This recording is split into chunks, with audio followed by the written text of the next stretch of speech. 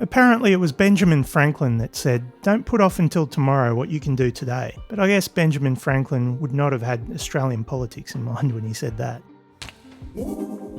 You may have missed it because there was a little bit going on, but last week Albo and the Labor government essentially kicked off their re-election campaign by promising to wipe off 20% of all student loan debts from the 1st of June 2025. But there's always a but. Only if they win the next election. Re-elected Labor government will wipe a further 20% off your student debt. We'll wipe another $16 billion in student debt. Indeed, it'll be the very first thing we do if we're re-elected next year. Look, let's be blunt. I don't know how this can be seen as anything other than vote buying ahead of an election. Look, we're going to help you guys out, but not now, and only if you re-elect us. There'll be people in the comments probably saying stuff like, "Budget stingus." You can't expect them to just do it now. Hear me out! They've made a conscious decision not to wait until the start of the next financial year. I think then it's fairly safe to assume that this has already been penciled in somewhere. I mean, in making a public commitment to start before this financial year ends, you'd like to think someone's at least run the numbers, right? The reality is that there's nothing stopping them pushing the legislation through now, and then for the program to kick off on the 1st of June 2025. I mean, that's pretty normal, and more than that, given the time frames, it's probably something that you would expect. If you can push the fee-free TAFE bill through now, there's no reason you can't do the same with the student debt bill. I mean, no reason that wouldn't involve base-level politics and an attempt at swinging some votes. Ironically, it was the Greens that had put forward a bill to improve the fairness of student loans back in November 2022. That bill would have had a positive impact on student debt, but neither Labor nor the Coalition supported it at the time. I guess playing devil's advocate, maybe that bill wasn't perfect. Maybe it could have been improved on, but if that's the case, improve it. Also, ironically, components or principles behind that original Greens bill have now found their way into Labor's new election carrot. For example, raising the minimum payment threshold. I mean, they could have done all this stuff 2 years ago, but they chose not to. At that stage, though, I guess Labor was still riding high after their election win, basking in the glow of the honeymoon period all new governments enjoy. But now things are starting to look a little bit sketchy for them, though. And that's the frustration I have, that if they thought this was a good idea, this could have all been taken care of a while back. If the government genuinely wanted to address student debt, they had a starting point on the table 2 years ago. They didn't support it then. So how did Labor view proposed changes to student debt when the Greens were trying to introduce it a couple of years back? Here's a quick reminder. That this is where the students of Australia get to see the real colours of the Greens Party. What is this really about? Is it about some of the affordability and other challenges that people face in the higher education sector? Not for a minute. Not for a minute is it about any of those things. Now, the government's got a process.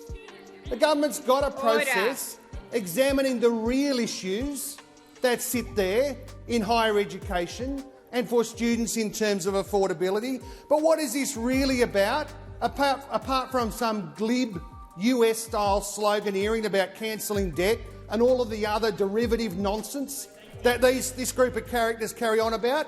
They are asking the Senate to choose between two things this week. Are we dealing with the help-related issues, or are we going to deal with homelessness?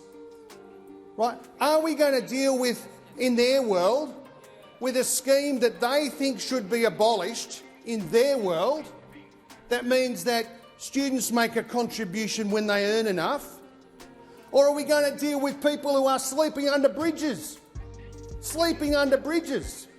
Now, this lot over here want to carry on with some student Trotskyite, trying to play chicken with the legislative process in this place. Senator But what they don't want... The time for this debate has expired. Thank you.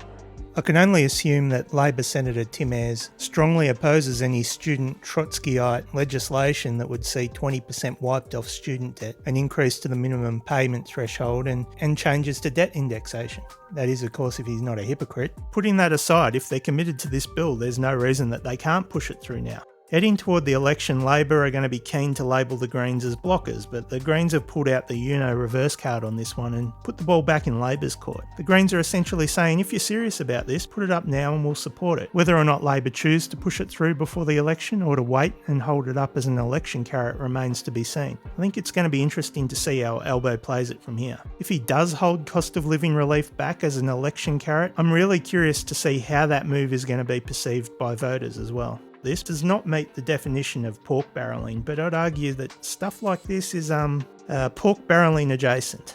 Look, you can call me cynical, you can call me whatever you like really, but it's really hard for me to see this as anything other than an attempt to buy some votes ahead of the election.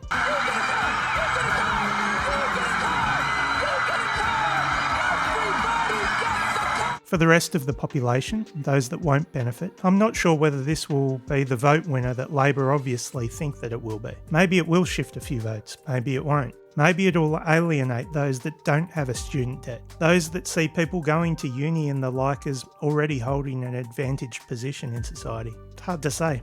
Absolutely be reverse Robin Hood. It'd be taking money from people who never made it to uni, giving it to those who did. It'd be dumb. For me though, this kind of summarises where I'm at with Albo. It's like he constantly needs reminding that he's actually the Prime Minister running the government. He's not in opposition anymore. If he wants to improve lives and provide cost of living relief, he's in the perfect position to do so. I mean, this is his chance. What do you reckon? What it's worth, I think education should be free for everyone. It helps build a more skilled workforce, it helps lift people up and makes for a more equal society. And more than that, it's said to be good for the economy. From everything I've read, it sounds like an absolute win-win. So yeah, while I may personally believe in free education for all, the cynic in me can't see it happening. In Australia, the genie's out of the bottle now. The benefits that young Albo experienced are long gone and forgotten. That ladder was pulled up decades ago.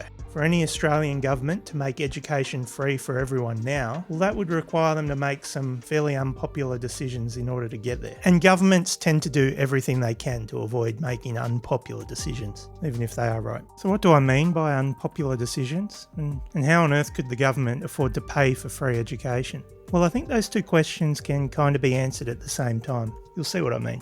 It's a sad fact that the government collects more from students in HECS debt than they collect from the petroleum resources rent tax. I mean, really, it's not even close. That's just sad. Just hear me out, but a little tweak there could make a hell of a lot of difference to a hell of a lot of people.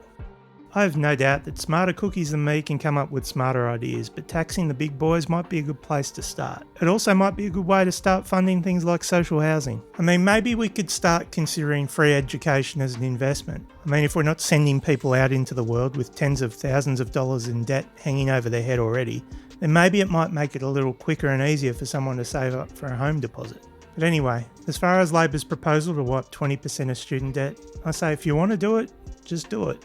Don't hold it up as a carrot, because people know you guys are in government now. Why put off till tomorrow what you can do today? It's a very good question.